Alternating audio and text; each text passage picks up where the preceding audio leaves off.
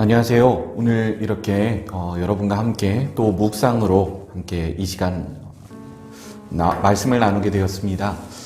이 시간 우리에게 주어진 말씀 함께 읽고 잠시나마 짧게 말씀에 관해서 묵상을 나누도록 하겠습니다. 오늘 살펴보실 말씀은 민수기 5장 23절부터 31절까지 말씀입니다. 민수기 5장 23절부터 31절까지 말씀 22일자 큐티입니다. 이 말씀 함께 읽도록 하겠습니다. 제사장이 저주의 말을 두루마리에 써서 그 글자를 그 쓴물에 빨아넣고 여인에게 그 저주가 되게 하는 쓴물을 마시게 할지니 그 저주가 되게 하는 물이 그의 속에 들어가서 쓰리라. 제사장이 먼저 그 여인의 손에서 의심의 소재물을 취하여 그 소재물을 여호와 앞에 흔들고 제단으로 가지고 가서 제사장은 그 소재물 중에서 한 움큼을 취하여 그 여자에게 기억나게 하는 소재물로 제단 위에 불사르고 그 후에 여인에게 그 물을 마시게 할지라. 그 물을 마시게 한 후에 만일 여인이 몸을 더럽혀서 그 남편에게 범죄하였으면 그 저주가 되게 하는 물이 그의 속에 들어가서 쓰게 되어 그의 배가 부으며 그의 넓적다리가 마르리니 그 여인이 그 백성 중에서 저주거리가 될 것이라. 그러나 여인이 더럽힌 일이 없고 정결하면 해를 받지 않고 임신하리라. 이는 의심의 법이니 아내가 그의 남편을 두고 탈선하여 더럽힌 때나 또는 그 남편이 의심이 생겨서 자기의 아내를 의심할 때 여인을 여호와 앞에 두고 제사장이 이 법대로 행할 것이라. 남편은 무죄할 것이요 여인은 죄가 있으면 당하리라. 이 말씀은 간단하게 말씀드리면 이런 겁니다. 한 여인이 이제 범죄한 의심, 남편을 두고 좀 부정을 저지른, 외도라든가 이런 부정을 저지른 의심되는 정황들이 있는데, 합리적인 좀 그런 정황들이 있는데, 이 부분에 대해서 확실히 검증을 하려고 할 때 쓰는 그런 방법입니다.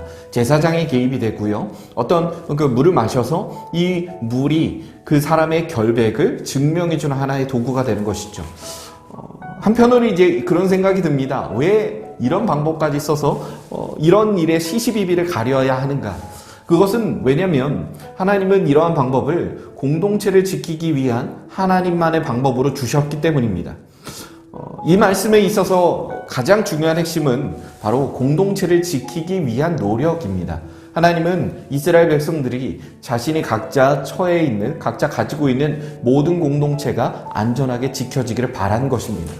우리에게 허락된 가정, 그리고 우리에게 허락된 교회, 우리에게 허락된 직장이나 여러 사회에서의 우리의 관계는 철저히 안전하게 지켜져야 우리가 그 안에서 정말 충분히 안전함을 누리며 살아갈 수 있습니다.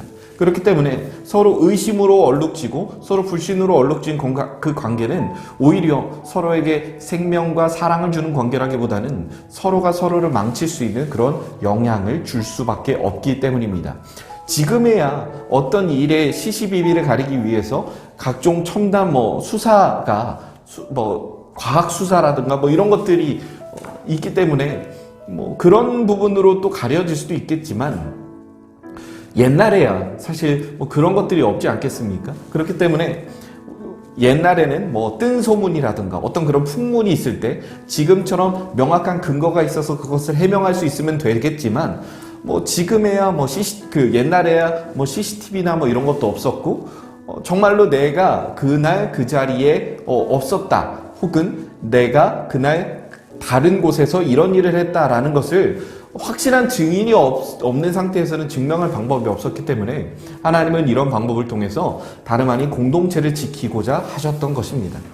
여러분에게 허락된 가정이라는, 여러분에게 허락된 교회라는, 그리고 사회, 그리고 직장이라는 그런 여러 가지 공동체 속에서 우리가 해야 할 것은 바로 하나님이 내게 주신 이 아름다운 공동체를 하나님이 주신 아름다운 목적에 맞게 지켜야 한다는 것, 여러분이 명심하시기 바랍니다.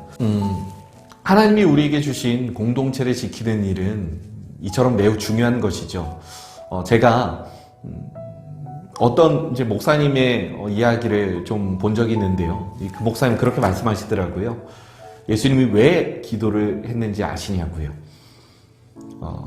예수님은 사실 우리의 생각에는 기도할 필요가 없는 분이라고 생각될 정도로 굳이 기도를 하지 않아도 많은 사람들의 병을 고칠 수 있었고 굳이 기도를 하지 않아도 죽은 나사로도 살릴 수 있었던 그런 능력을 가지고 계셨던 분이라는 겁니다.